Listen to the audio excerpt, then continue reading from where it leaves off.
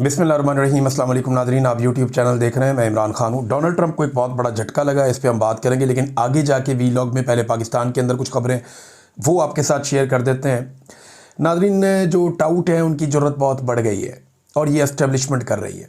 Establishment अपने पाँव पर वो कुल्हाड़ा मार रही है कि कल को ये बैठ के रोएंगे कि हमने क्या किया। आज भी एस्टेब्लिशमेंट जनरल याजा हो, जनरल अयूब हो, जनरल ज़िया हो या जनरल मुशर्रफ हो, उसके किए धड़े के ऊपर किसी किस्म का जवाब देने की पोजीशन में नहीं है। और जो कुछ ये आज कर रहे हैं ये उससे भी बहुत ज़्यादा घटिया और बुरे लेवल के ऊपर चले गए। तो टाउटों की ज़रूरत इतनी बढ़ गई है कि वो अब अवामी शऊर और इज्तमाही अवामी सोच की तौहीन कर रहे हैं। यानी मिलिट्री एस्टेब्लिशमेंट का पैगाम पहुंचाते हुए एक टाउट ने यह भी कहा कि अवाम से भी गलत फैसले हो जाते हैं और उन्हें नहीं माना जा सकता। यानी अवाम का जो गलत फैसला है ना, वो एक ही गलत फैसला है कि उन्होंने पाकिस्तान की एस्टेब्लिशमेंट को नकेल नहीं डाली। उन्होंने एक भी डिक्टेटर को जूते मार के नहीं निकाला। अगर लितरॉल की होती ना अवाम ने, तो आज मुल्क में सारा कुछ ठीक होता। बस यही एक अवाम से गलती हुई है, बाकी अवाम ने कभी कोई गलत फैसला नहीं किया। अवाम कायदे आज़म के साथ खड़ी हुई, अवाम जुल्फ़िकार अली भुट्टो के साथ खड़ी हुई, आज अवाम इमरान खान के साथ खड़ी है। अवाम हर मजलूम के साथ खड़ी होती है। अवाम दुरुस्त वक्त में जब भी पाकिस्तान का किसी भी मुल्क के साथ कोई फड्डा होता है, अवाम अपनी फ़ौज के साथ खड़ी होती है। अवाम पाकिस्तान के साथ खड़ी होती है और पाकिस्तान की सलामती के साथ खड़ी होती है। आज भी अवाम दुरुस्त सिमत में खड़ी है और इमरान खान को मुंतखब करके अवाम ने बताया कि जनाब हम यहाँ खड़े हैं, लेकिन एस्टेब्लिशमेंट ये हमेशा गलत सिमत में खड़े हो जाते हैं जाके, और अवाम के इज्तमाही शऊर की ये तौहीन कर रहे हैं। अब टाउटों के ज़रिए से ये कहलवाया जा रहा है कि जनाब जमहूर का अवाम का फ़ैसला गलत था, लिहाजा हमने अपना फ़ैसला लाकर बंद कमरों में मुसल्लत कर दिया। अब किसी को अच्छा लगता है लगे, नहीं लगता ना लगे। क्यों जी, ये कैसे हो सकता है? और ये एस्टेब्लिशमेंट इस किस्म के टाउटों से जो बयानियाँ बनवा रही है ना, कल को ये लोग पछताएंगे। अवाम को कई दहाइयों पहले इन नौसरबाजों को पहचान लेना चाहिए था, लेकिन देर हो गया, दुरुस्त हो गया। कम से कम लोगों को अब ये ज़रूर पता है, और चाहे इमरान खान की वजह से पता है, चाहे और बहुत सारे लोग हैं जिनकी वजह से पता है, लेकिन लोगों को पता है कि किसने क्या किया है पाकिस्तान के साथ। नाज़रीन, तहरीक तहफ़्फ़ुज़ आईन पाकिस्तान के कायदीन लाहौर पहुँच गए। हुकूमत एक चीज़ में कामयाब रही कि रस्ते में कहीं पे भी हुकूमत ने कोई बड़ा इज्तिमा नहीं होने दिया। रस्ते में जहाँ पे भी रुकने की कोशिश करते थे, गाड़ियाँ तोड़ते थे, धक्के मारते थे, मार कुटाई करते थे। इनको यानी पूरे रस्ते में इनको फेंटा लगाते ये लोग पहुँच गए जैसे तैसे करके लाहौर। अब लाहौर में इनकी एक्टिविटीज़ क्या होंगी ये आपको आने वाले वक्त में पता चल जाएगा। लेकिन फस्तायत का जो एक निज़ाम एस्टेब्लिशमेंट और नवाज शरीफ ने मिलकर बनाया है वो अब नज़र आ रहा है। नवाज शरीफ ने जो पाकिस्तान की सियासत के साथ किया, अपनी सियासत के आगाज़ से लेकर आज तक, उसमें कोई भी ऐसी काबिल फ़ख्र चीज़ नहीं है जिस पे ये ख़ानदान इतरा सके कि ये जमहूरी था या ये जमहूरी रवायात के मुताबिक था। नवाज शरीफ की औलाद भी बिल्कुल नवाज शरीफ के रास्ते में चल रही है। हुकूमत को ये कामयाबी रही कि उन्होंने कोई भी पॉलिटिकल जो अपोनेंट्स हैं उनको मौका नहीं दिया पूरे रास्ते में कि वो इकट्ठे हो सके। मगर तहरीक तहफ़्फ़ुज़ आईन पाकिस्तान वाले ये कामयाब रहे इस मामले में कि उन्हें बहुत सारे ऐसे मनाजिर मिल गए जो अपोजिशन ढूंढती रहती है कि हमारे ऊपर जुल्म और जबर हो रहा है।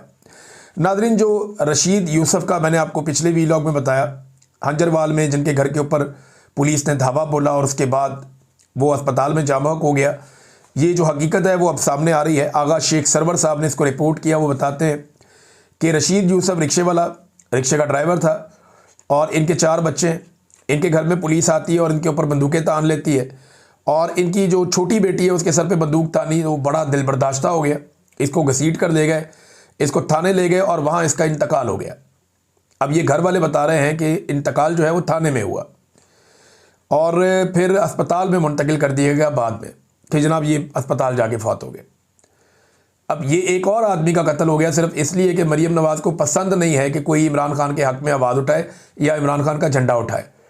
तो जो शख्स भी इमरान खान के करीबी होगा या जिस शख्स पे इस बात का अंदेशा होगा कि ये बाहर निकल कर पाकिस्तान तहरीक इंसाफ का नारा लगा सकता है, उसके घर पे धावा बोला जाएगा, बच्चों के सरों पे बंदूक रख दी जाएगी और वो शख्स फिर थाने में जाके फौत हो गया। ये जुल्म नहीं है तो और क्या है? देखिए, एक बात जो है ना वो बड़ी ठीक की वहाँ पे अचकज़ई साहब ने, उन्होंने कहा जी इस तरह इनकलाब नहीं आएगा। इनकलाब कभी भी रेडीमेड नहीं होता। इमरान खान के फॉलोअर्स और उसको चाहने वाले लाखों हैं जो उनको मिले हैं, लेकिन तंजीम की हालत यह है कि कहीं 20 बंदे इकट्ठे नहीं हो सकते, ऐसे इनकलाब नहीं आता। ये अचकज़ई साहब ने कहा और ये बिल्कुल ठीक उन्होंने आईना दिखाया। हमें ना पाकिस्तानियों को रेडीमेड किस्म का इनकलाब चाहिए कि हम सुबह उठें तो पता चले कि पाकिस्तान में इनकलाब आ गया। हम अपने तौर पे कोई कोशिश करना नहीं चाहते। देखिए, लोगों को खड़ा होना पड़ेगा, आवाज़ उठानी पड़ेगी, एक साथ निकलना पड़ेगा, वरना फिर यही सब कुछ चलता रहेगा और मुल्क और मईशत पूरी तरह से जमूद का शिकार रहेगी। यानी ये निज़ाम अगर ऐसे भी चलता रहे कि लोग ना तो इनकलाब लेकर आएँ, ना बाहर निकले, ना एहतजाज करें और ना कोई बहुत बड़ा मुजाहरा करें, या लोग रियासत के खिलाफ खड़े भी ना हो और ऐसे इसी तरह चलने भी दें, तो फिर कोई काम नहीं चलेगा। ना पाकिस्तान आगे बढ़ेगा, ना मईशत चलेगी, मुल्क जमूद का शिकार रहेगा। क्योंकि लोग बदज़न तो हो गए हैं, काम तो कोई करना नहीं चाहता, ना कोई इन्वेस्टमेंट करना चाहता है। पाकिस्तान तहरीक इंसाफ को एक बड़ा मौका मिल गया कराची में जलसा करने का। तहरीक इंसाफ के लोग काफ़ी एक्साइटेड हैं कि मज़ार कायद पे नज़दीक वो एक जलसा कर सकते हैं। ये एक बड़ी कामयाबी बन सकता है अगर अहले कराची निकल आए, क्योंकि जब इमरान खान साहब की हुकूमत गिराई गई थी तो सबसे पहले कराची बाहर आया था। कराची के शहरियों ने एक बहुत बड़ा एहतजाजी मुजाहरा किया था, वहाँ पे उन्होंने इमरान खान का नारा बुलंद किया था और उसके बाद एक तहरीक बन गई थी। अब कराची के पास दोबारा मौका है कि वो सबसे पहले मोमेंटम बनाए और सबसे आगे बढ़ जाए। अभी तक पाकिस्तान पीपल्स पार्टी ने कोई भी काम जमहूरी नहीं किया, लेकिन मुझे हैरत होगी अगर पाकिस्तान पीपल्स पार्टी इस जलसे के रास्ते में रुकावट ना डाले। देखते हैं कि इस मरतबा ये क्या करते हैं। पीपल्स पार्टी की जमहूरियत क्या है वो तो आप सब जानते हैं।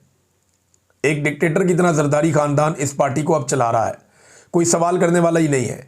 अभी एक वीडियो हम देख रहे थे कादर पटेल साहब की, वो जिस तरह जरदारी साहब को मिले हैं बिल्कुल बहुत नीचे तक पहुंच गए और जैसे वो मिले हैं पता नहीं अब वो इसको कोई जवाब दे सकते हैं। बहरहाल इस तरह तो कोई किसी को नहीं मिलता जैसे जरदारी साहब को पटेल साहब मिल रहे थे। तो ये अब एक तरह की डिक्टेटर है जरदारियों की इस पार्टी के अंदर। नाज़रीन, एस्टेब्लिशमेंट का चैनल है एक, उसका सर्वे आ गया सोशल मीडिया पे, उनका डिजिटल चैनल है। तो मिलिट्री एस्टेब्लिशमेंट ने ना सहाफ़त या डिजिटल मीडिया के मैदान में भी खाची मारी है।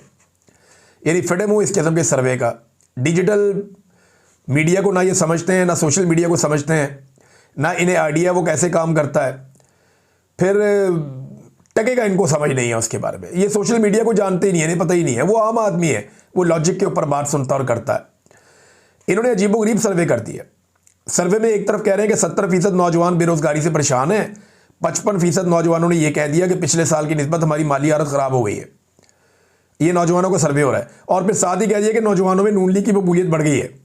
और भाई 70% कह रहे हैं कि बेड़ा गर्क कर दिया इन्होंने, 55% कह रहे हैं कि हमारी हालत ही बुरी कर दी इन्होंने, और उसके बाद कह रहे हैं जी नून लीग की मकबूलियत बढ़ गई, पीटीए की कम हो गई, और फौज के ऊपर नौजवानों का एतमाद बढ़ गया। फिटे मुँह जनाब ताड़े सर्वे का भी और आपके डिजिटल मीडिया की कार्रवाइयों का भी। यानी डिजिटल मीडिया बनाया तो कुछ थोड़ा लॉजिक के साथ बनाया ना। एक ही सर्वे के अंदर दो तरह की अलग अलग बातें कर दी।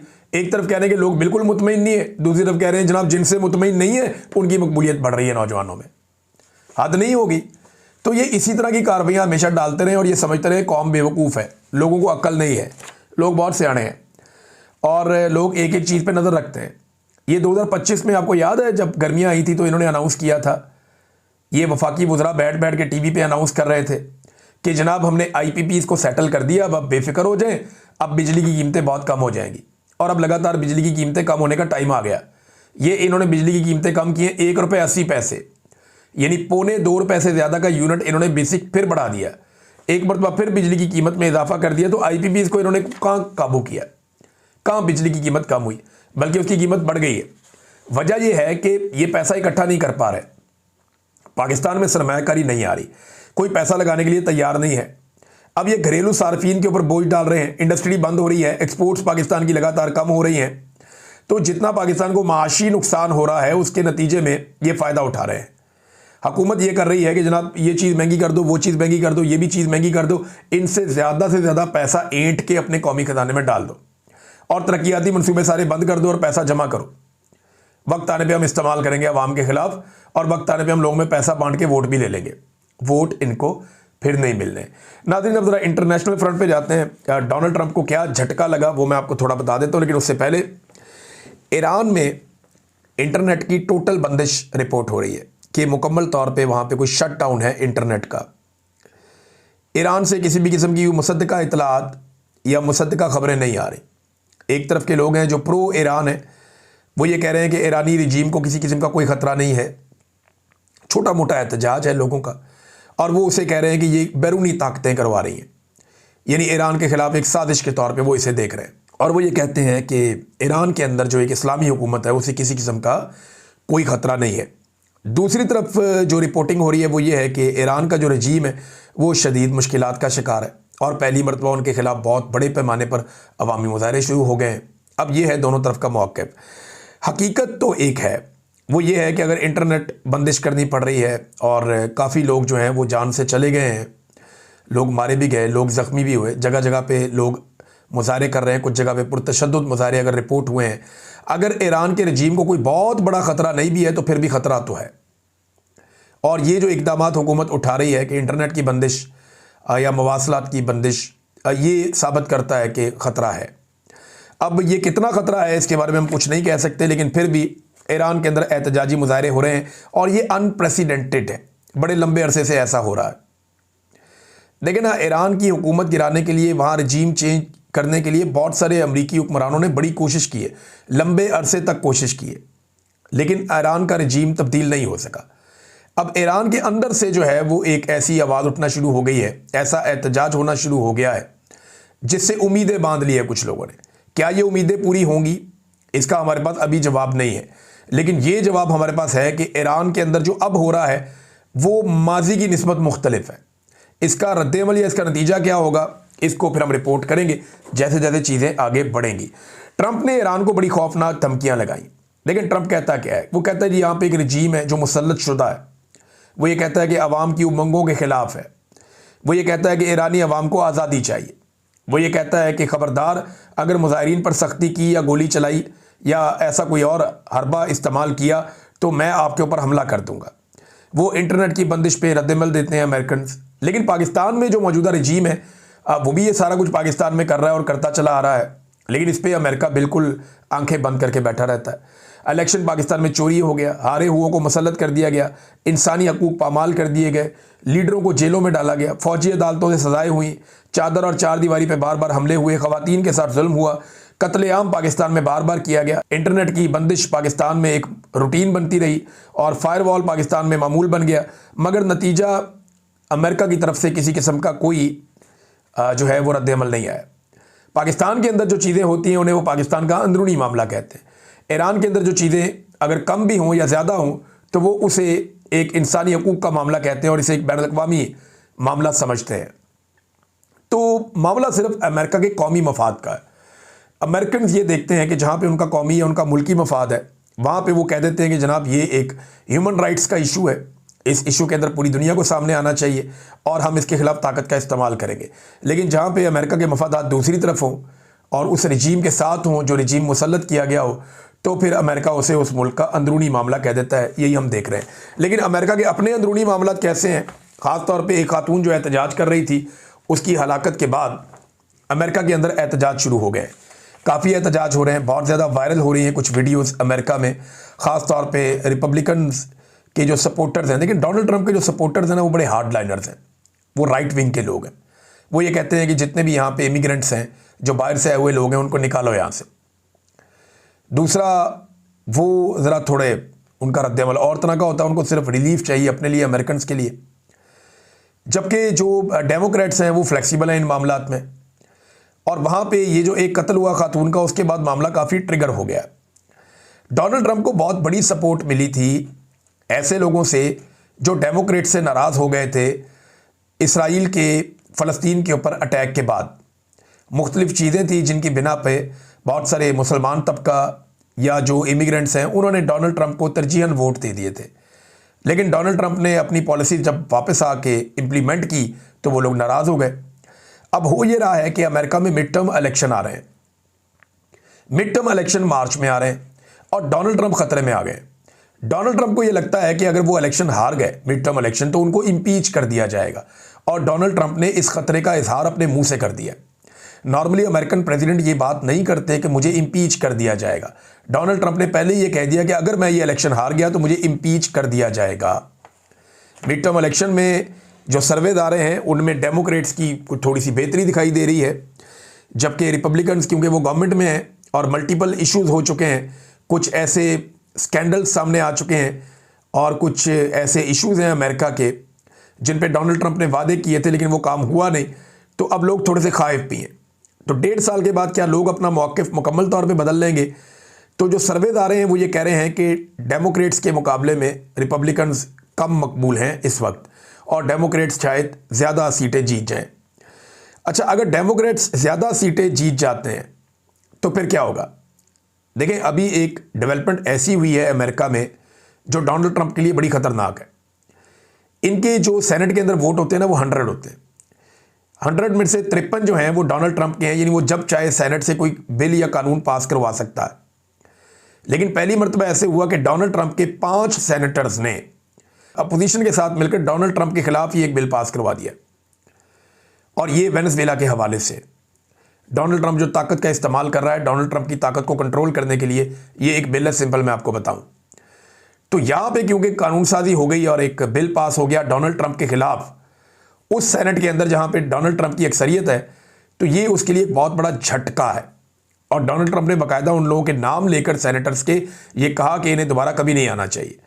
अब आगे इलेक्शन आ रहा है मिड टर्म में, अगर मजीद सेनेटर मिल जाते हैं डेमोक्रेट्स को और डोनाल्ड ट्रंप अपनी यहाँ पे मेजॉरिटी खो बैठता है, देखें जो उसका कौमी असम्बली जिसको हम पाकिस्तान में कहते हैं, यहाँ हमारे यहाँ पे कौमी असम्बली और सेनेट है ना, वहाँ पे कांग्रेस और सेनेट है, तो उनकी जो कांग्रेस है वहाँ पे भी जो फ़र्क है 7 वोटों का फ़र्क है, 7 वोटों का फ़र्क है। और अगर वहाँ पे वो फ़र्क मिटाने में कामयाब हो जाती है, अगर 4 बंदे भी टूट के इधर वोट डाल देते हैं तो डोनाल्ड ट्रंप फारिग है। और ये यहाँ पे 5 सेनेटर्स का टूट जाना डोनाल्ड ट्रंप के लिए एक बहुत बड़ा झटका है। डोनाल्ड ट्रंप की सदारत तो ख़तरे में नहीं है, मैं ऐसा नहीं कहूँगा, वो इसलिए क्योंकि देखें इम्पीच किया गया अगर डोनाल्ड ट्रंप को तो उसका एक तरीक़ाकार है अमेरिका में, और वो ये है कि उनकी जो कौमी असम्बली है या जिसको वो कहते हैं कांग्रेस, वहाँ पे अगर वोटिंग होती है और सिंपल मेजॉरिटी से डोनाल्ड ट्रंप के खिलाफ फैसला आ जाता है तो इम्पीचमेंट हो गई। फिर ये मामला चला जाएगा सेनेट के अंदर, फिर सेनेट बैठेगी, चीफ जस्टिस उनके ऊपर बैठेगा और ये फैसला करेंगे कि डोनाल्ड ट्रंप का करना क्या है। और वहाँ से भी अगर डोनाल्ड ट्रंप को 2/3 मेजॉरिटी से फारिग कर दिया गया तो फिर ये फारिग हो जाएंगे। तो ऐसा मुझे नहीं लगता कि ये होगा, लेकिन डोनाल्ड ट्रंप के हालात बहुत पतले हो जाएंगे और उनके पास हुकूमत चलाने के लिए जो एक ताकत है वो कम हो सकती है। यानी वो नए बिल पास नहीं करवा सकते, नई कानून साजियाँ नहीं कर सकते, और जो वो मनमानी चीज़ अगर करना भी चाहें तो वो नहीं कर सकते। दूसरी जानिब उनके मुखालिफिन जो हैं वो बिल पास कराने की पोजीशन में आ जाएंगे, तो डोनाल्ड ट्रंप सदर तो रह सकता है लेकिन वो कमज़ोर हो जाएगा। इस बात का खदशा डोनाल्ड ट्रंप को भी है, और डोनाल्ड ट्रंप ने खुद कह दिया, देखे ना ममदानी वाला इलेक्शन वो हार गए, 1-2 और इलेक्शन है जहां पे डोनाल्ड ट्रंप मुकाबला नहीं कर सके। अभी मिड टर्म इलेक्शन आ रहा है, अगर यहां पे डोनाल्ड ट्रंप को झटका लग गया, और इसी के लिए डोनाल्ड ट्रंप ने पेट्रोलियम मसनूआत बहुत सस्ती की हैं अमेरिका में, लगभग 25% तक पेट्रोल की कीमतें डोनाल्ड ट्रंप ने कम की हैं।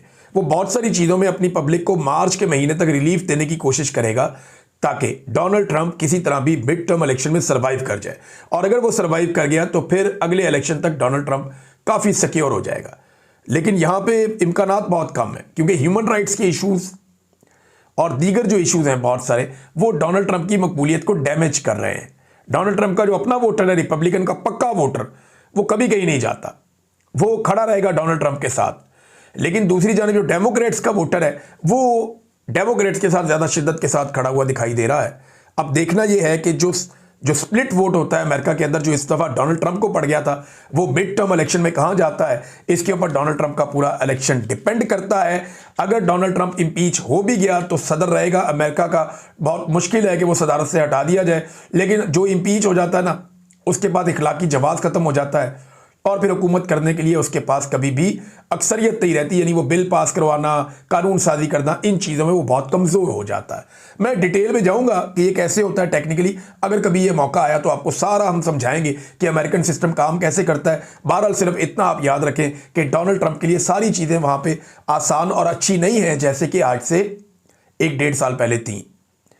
यानी जिस तरह जब डोनाल्ड ट्रंप इलेक्शन लड़ रहे थे तो अगस्त, सितंबर और अक्टूबर में जो उनकी मकबूलियत का ग्राफ ऊपर जा रहा था अमेरिका में, खास तौर पे जब डोनाल्ड ट्रंप पे कातलाना हमला हुआ, उसके बाद जिस तरह डोनाल्ड ट्रंप ने फ्लाई किया है वो कमाल था। क्या डोनाल्ड ट्रंप इस मर्तबा फिर इलेक्शन से पहले ऐसा कोई जादू कर सकते हैं? ये आपको देखना पड़ेगा। अब तक के लिए इतना ही, अपना ख्याल रखिएगा, अपने चैनल का भी। अल्लाह हाफ़िज़।